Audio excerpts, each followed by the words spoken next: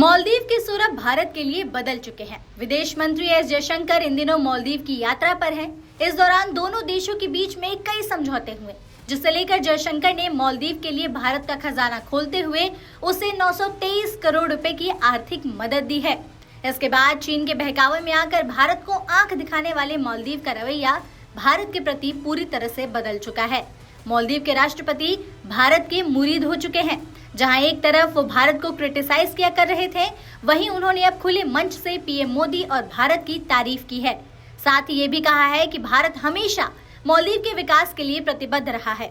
जब भी मालदीव को जरूरत पड़ी है, भारत ने सहायता की है। मोइजू के इस बदलते सुर को देखते हुए चीन की टेंशन बढ़ना तो लाजमी है। एस जयशंकर की यात्रा मालदीव और भारत दोनों देशों के लिए काफी ज्यादा महत्वपूर्ण है। ये यात्रा न केवल द्विपक्षीय संबंधों को फिर से पटरी पर लाने का प्रयास है, बल्कि क्षेत्रीय शांति और स्थिरता को बनाए रखते हुए दोनों देशों के बीच सुरक्षा सहयोग को मजबूत करने का भी महत्वपूर्ण कदम है। यात्रा दोनों देशों के लिए द्विपक्षीय संबंधों को सुधारने का बेहतर अवसर है। भारत अपनी सॉफ्ट पॉलिसी और सांस्कृतिक संबंधों से मालदीव के साथ मजबूत संबंध बना रहा है। वहीं चीन आर्थिक और सैन्य ताकत से मालदीव पर अपना प्रभाव बढ़ाने की कोशिश कर रहा था, जिसके बहकावे में आकर मालदीव ने भारत के प्रति अपना रवैया बदल लिया था। लेकिन एक बार फिर दोनों देशों के संबंधों में खटास मिटती नजर आ रही है। भारत के विदेश मंत्री एस जयशंकर 3 दिवसीय मालदीव के दौरे पर हैं और इस दौरान भारत और मालदीव के बीच बड़े समझौते हुए। भारत और मालदीव के बीच कौन से बड़े समझौते हुए, जानते हैं। मालदीव में भी अब यूपीआई सेवा शुरू करने की डील हो चुकी है, यानी अब आप मालदीव में भी यूपीआई के जरिए पेमेंट कर सकते हैं। मालदीव में डिजिटल भुगतान प्रणाली की शुरुआत पर भारतीय राष्ट्रीय भुगतान निगम और मालदीव के आर्थिक विकास और व्यापार मंत्रालय के बीच समझौता ज्ञापन पर हस्ताक्षर हुआ।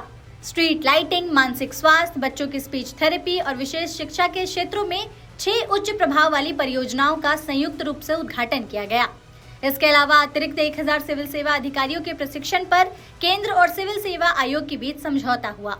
साथ ही रक्षा और सुरक्षा सहयोग, समुद्री सुरक्षा के लिए संयुक्त पहल और क्षेत्र में शांति और स्थिरता बनाए रखने पर चर्चा हुई। आर्थिक और व्यापार साझेदारी के साथ साथ विकास सहयोग को बढ़ाने पर भी चर्चा हुई। इसके अलावा मालदीव की सबसे बड़ी जल एवं स्वच्छता परियोजना का उद्घाटन किया गया। इस परियोजना के लिए भारत ने $11 करोड़ यानी मालदीव को तकरीबन 923 करोड़ रुपए की आर्थिक मदद की। बता दें, इस परियोजना से मालदीव की करीब 28,000 जनता सीधा लाभ उठाएगी। इस परियोजना से 33 द्वीपों में सुरक्षित पेयजल पहुंचाया जाएगा और 17 द्वीपों में सीवेज सिस्टम शुरू किया जाएगा। इसका सीधा असर मालदीव के 28,000 लोगों की जिंदगी पर पड़ेगा। परियोजना के तहत स्वच्छ पेयजल और सुरक्षित सीवेज निपटान प्रदान करने के लिए लेटेस्ट टेक्नोलॉजी का यूज किया गया है। इससे इन द्वीपों में महिलाओं के जीवन को बेहतर बनाने में काफी मदद मिलेगी, जो हर दिन साफ पानी के लिए काफी मुश्किलों से गुजरती हैं। बता दें, इन समझौतों के बाद मालदीव में प्रेस ब्रीफिंग करते हुए विदेश मंत्री एस जयशंकर ने कहा कि भारत ने अपने यूपीआई के माध्यम से डिजिटल लेन देन में क्रांति ला दी है। आज दुनिया के 40% रियल टाइम के डिजिटल भुगतान हमारे देश में होते हैं। इस समझौते का मालदीव के पर्यटन क्षेत्र पर बहुत ही सकारात्मक प्रभाव पड़ेगा। मालदीव के विकासात्मक सहयोग के लिए भारत प्रतिबद्ध है। मालदीव हमारा साधारण पड़ोसी ही नहीं, बल्कि हमारे संबंध उससे बेहद मजबूत हैं। वहीं मालदीव के राष्ट्रपति मोइजू ने भी भारत के साथ संबंधों को मजबूत करने के लिए प्रतिबद्धता जताई है। उन्होंने कहा कि जब भी मालदीव को जरूरत पड़ी है, भारत ने हमेशा सहायता की है। अब ऐसे में इस समझौते के बाद मालदीव और भारत के संबंध फिर से पटरी पर आते साफ दिखाई दे रहे हैं। हालांकि इससे चीन को मिर्ची जरूर लगी है।